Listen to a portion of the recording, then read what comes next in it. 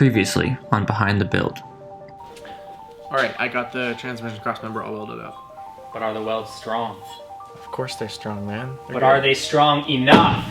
Yeah, they'll be fine, man. I don't know, they're good. But will they hold the V10? Of course they're gonna hold the V10, man. Will they hold the torque? Dude, back off!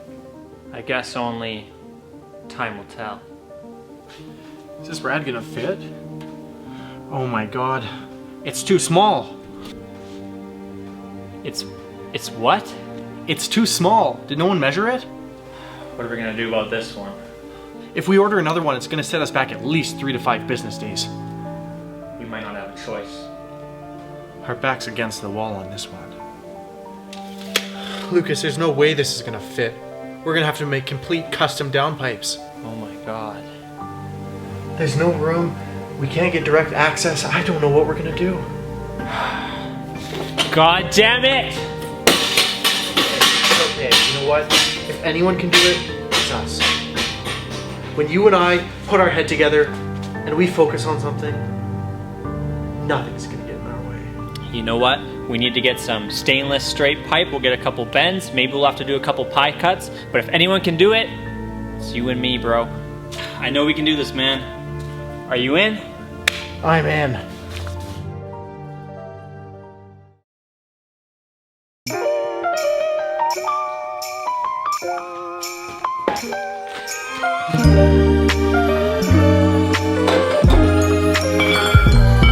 Alright, so the plan for today is we're going to be mounting our new radiator into the RX-7, and then we're also going to be building the new custom downpipes just so that we can finish up the stuff to hopefully get the engine out of the car tonight. But we've got a whole bunch on the go, so let's start with this exhaust.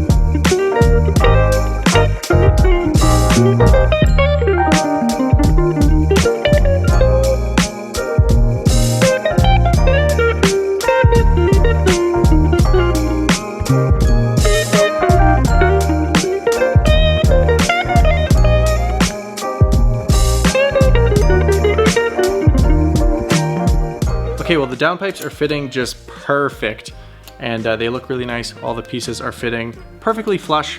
We went ahead and marked where the O2 sensors are going to be going in, but for now we're all done with these. So we have them taped into place and marked with little alignment lines, and we're going to give this to our fabricator so he can TIG weld them in place and put in our new O2 bungs, and then this will be good. That will finally wrap up our exhaust. And now moving on to the radiator, we went and bought this one, and this is about 3 inches wider than the one we had the first time, and it fills up the space much nicer.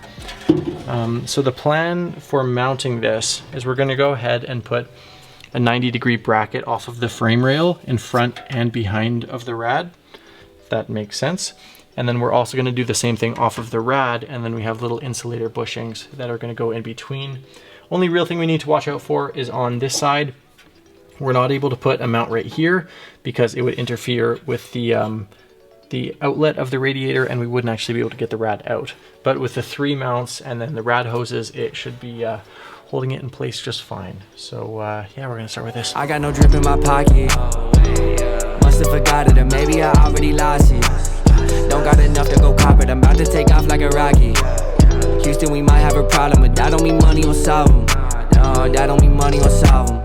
Woke up dreaming of the commas, and I got $100 in my wallet. I've been trying to make it, do it for my mama. I ain't with the faking, never with the drama. She said that I'd make it, now I gotta honor that. Replace a Honda with the fucking Model X. Replace my exes with a couple models. She act out of pocket, now it's just a problem. I got it, I got it, I got it, I got it. No, really, don't worry. I don't want no Burberry glowing like the sun, or maybe a little Mercury. Shooting like I'm Booker, but nobody ever heard of me. You don't got 5 O's when I say word to me. Nah, but really, y'all been acting silly. I could care less if you fucking with me, cause I still got the checks coming 150. I got no drip in my pocket, yeah. Must have forgot it, or maybe I already lost it. Don't got enough to go cop it. I'm about to take off like a rocket. Oh, Houston, we might have a problem, but that don't mean money will solve them. Yeah, that don't mean money will solve them.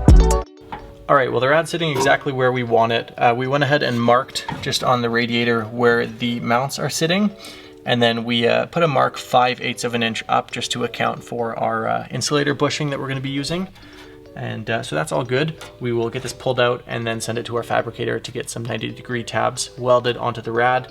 And just the other thing that we were doing while it was in here is we were looking at these inlet and outlet fittings, because it's 2 inches on the engine and these are 1.5 inches, and just the alignment here is pretty garbage. So we're gonna fill this one, and then what we're thinking here is to go with a 2-inch one and have it come just right out here. So we're gonna do about 45 degrees in and about 45 degrees up as well. And then down here, we're planning on, same thing, cutting this one off and going with a 2-inch instead, and then angling it about 45 degrees in and then about 30 degrees up on this side. And that should just be perfect. That should be a perfect custom rad. So one of the last things we need to do before the engine comes out is just finalize any holes that we're gonna be doing for any wiring harnesses or whatnot. So we are gonna be doing a wire tuck on this, just to have that nice clean engine bay. So for the most part, it's not a concern, because for all of our lights, we're gonna be running the harness underneath the fenders, and then we're gonna be popping it out in just some of these holes in the inner fender. So that's not gonna be a problem. And for the engine, we're gonna have one main harness coming out probably right in the middle of the firewall here. I'll mark it. And that'll just be nice and clean, so probably like a 1-inch grommet back here, just so that, again, we don't have wires going all over the place. And then our throttle cable is gonna be coming out right about here, and then we'll just have our manual throttle cable going there, and our heater hose lines, that's something we still need to figure out as well. We're thinking we're probably just gonna run some hard lines along the frame rail down below to keep it nice and clean, and we'll probably poke them through similar to where they were before. The only challenge with that is that our heater box is gonna need to be modified right now, because it doesn't fit with how we cut up the transmission tunnel. So once we get the engine out, and we have a bit more time, we will modify the heater box, and once we know where the heater core is going to be sitting and where the lines are going, then we can really just finalize the location for those two. But I think the next thing now is we're going to pull the bumper off, get the bumper support, and get the engine out of here for, not for good, but until we can get this thing painted. So we did it. Engine bay is ready to get done.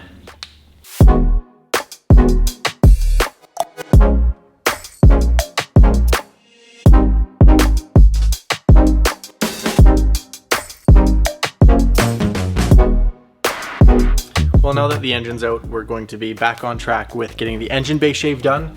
Feels like it's been a really long time since we've worked on it, but we still have to finish up all of the body work in here. So that's going to be on the list, because once that is done, we're getting really close to pulling all of the parts back off the shell and finally getting this thing into the booth for the final primer. And talking about the bodywork on it, we have been getting a lot done. The car is completely blocked out now, and it is getting really close. We've just been finalizing some of the gaps, getting them really nice and consistent. And same thing, we've had the overs off a couple more times, and it's at the point now that it is like completely good. So a couple little spots that we still have taped up where we need to address some tiny little spots, but all in all, it's getting really close.